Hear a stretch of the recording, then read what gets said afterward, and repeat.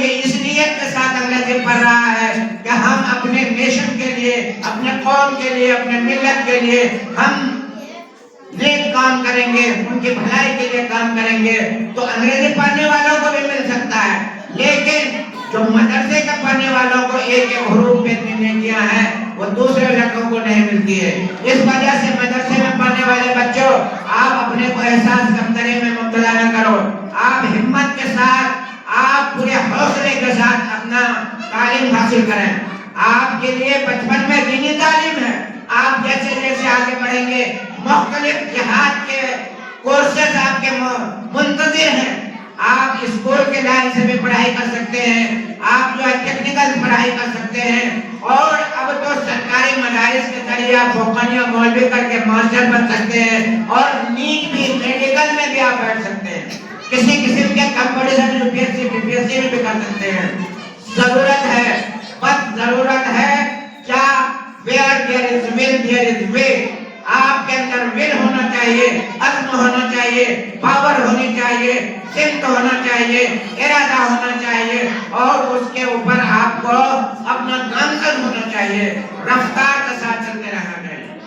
آپ نبی صدام صاحب نے کہا کہ آپ کا بھائی حافظ پڑھ کر کے کوئی مقام حاصل نہیں کر سکتا، وہ اس کا پرسنل غلطی ہو سکتا ہے، لیکن کوئی ایسا حافظ ناکام ہو جائے اس کی مثال ہم نہیں لے سکتے۔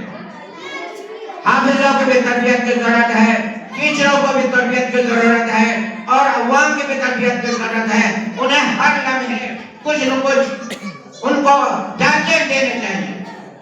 آپ نے حفظ کر لیا، آپ علمیت کریں، آپ میڈیکل میں جائیں۔ ابھی شاہین اکیڈمی والوں نے حافظوں کے لیے میڈیکل انسٹیٹیوٹ، میڈیکل کی تیاری کرا رہے ہیں۔ ماشاءاللہ ابھی عبدالواحد صاحب نے کہا کہ وہاں یہاں اس علاقے کے یہاں کے بچے میں جرنیل کمپلیٹ کر کے ڈاکٹر بننے والے۔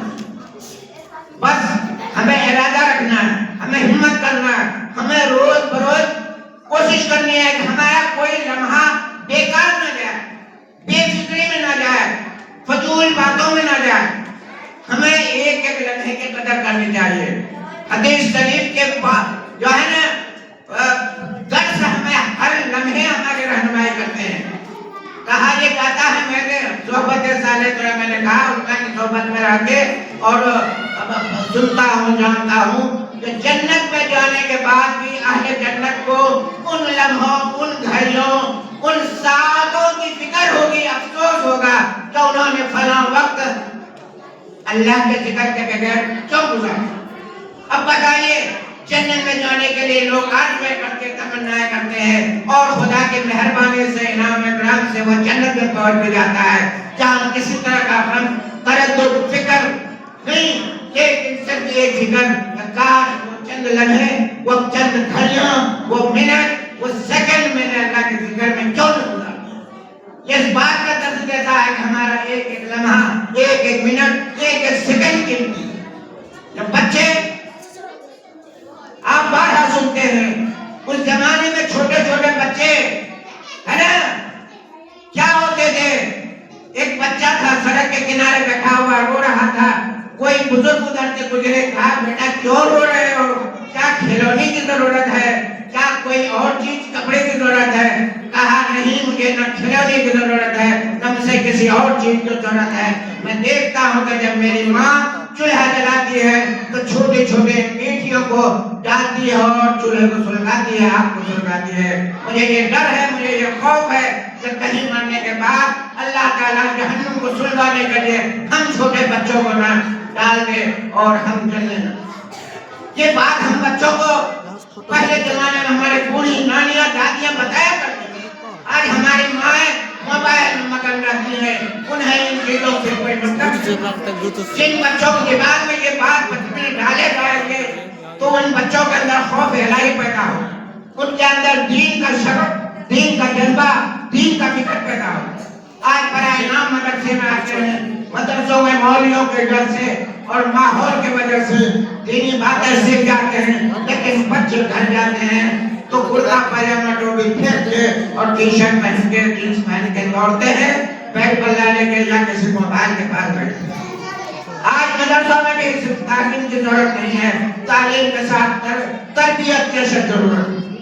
میں اساتذہ سے درخواست کرنا چاہتا ہوں، آپ ایک ایک بچوں کو پرسنلی مینوٹلی فردر ان کے حقائق و سکنات پہ نظر رکھیں کہ وہ ان بچوں کے اندر کیا دینی جذبہ، دینی سبق پیدا ہو رہا ہے، کیا وہ دل سے دینی تعلیم حاصل کر رہا ہے۔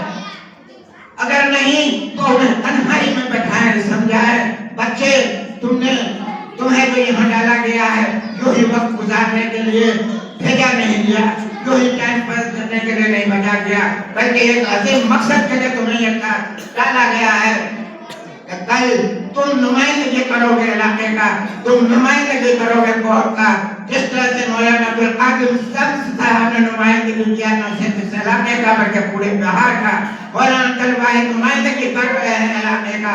ان جذبے کے ساتھ ہمیں کام کرنا، اور ماشاءاللہ میں دیکھتا ہوں اکثر علماء کرام کے اندر کوئی نہ کوئی فکر رہتی ہے، لیکن ہمارے اسکول کے احباب جنرل لوگ سوچتے ہیں کہ دین کی فکر کرنا اور دوسری باتوں کی فکر کرنا یہ مولوی حضرات کا کام ہے، ہمارا نہیں۔ ہمارا تو بس پیسہ کمانا اور اچھے بیلنس کرنا اور بڑی بڑی بلڈنگیں کرنا۔ میں آج ایسے اپنے ہم اصل لوگوں سے بھی درخواست کرنا چاہتا ہوں کہ آپ بھی ان کی فکروں میں شامل ہوں، اور مجھے فخر ہے کہ میں بھی ان فکروں میں شامل ہوتا ہوں۔ بھلے یہ لوگ مجھے دیوانہ کہتے ہیں اور کہتے ہیں کہ ان کو کچھ کام نہیں، لیکن میں سمجھتا ہوں کہ یہی میری کمائی ہے، یہی میرے آخرت کے نجات کا ذریعہ بنے گا۔ یہ ادارہ جس دن سے قائم ہوا ہے اور دن سے شروع سے عبدالقادر شمس کا داہنا بازو بن کر رہا ہوں، یہاں گڈھا ہوا کرتا تھا، رجسٹری میں کتنی دقتیں ہوتی تھی، اور ان احباب کے ساتھ میں بھی مسلسل گفتگو میں شریک ہوتا تھا۔ اللہ کرے کہ میرے یہ خدمات، میری یہ کوششیں میرے لیے نجات کا ذریعہ بنے۔